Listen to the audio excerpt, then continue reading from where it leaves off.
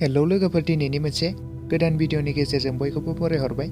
आसा खालामो बे आंनि भिडिअखौ जागायनायनिफ्राय लानानै जोबजासे नायलांगोन। स' लोगोफोर, बर' सावथुन नायनानै मोजां मोनग्राफोरनिसिम मोनसे गोजोनथाव खौरां।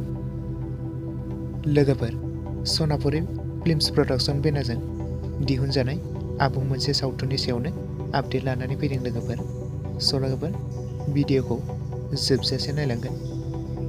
स' लोगोफोर, बे सावथुनाव बर'नि गोबां फाव खालामगिरिफोरखौ फाव खालामनायखौ नुनो मोनगोन, जेरै एटिजि दैमारि, अनसुमै बर', जेनिफार दैमारि, थाख्लाय, नागेश्वर, सन्जिब, केआर नार्जारि, जिमनि, दिपेन बर', सम्बारु, सपना, जतिमा बिसोरनि फाव खालामनायखौ नुनो मोनगोन लोगोफोर।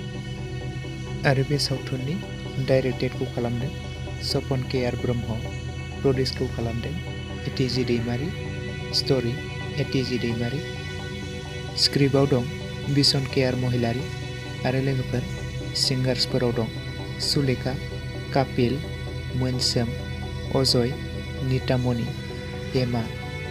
स' लोगोफोर, गोबाङानो बे सावथुनखौ नायनो थाखाय एक्साइटेड जानानै दंमोन जानांगौ।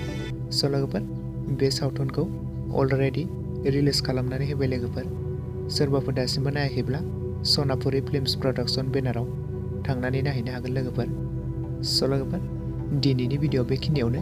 भिडिअखौ नायनानै मोजां मोनदोंब्ला अन्नानै लाइक, शेयार आरो साबस्क्राइब खालामना होबानो जाबाय लोगोफोर।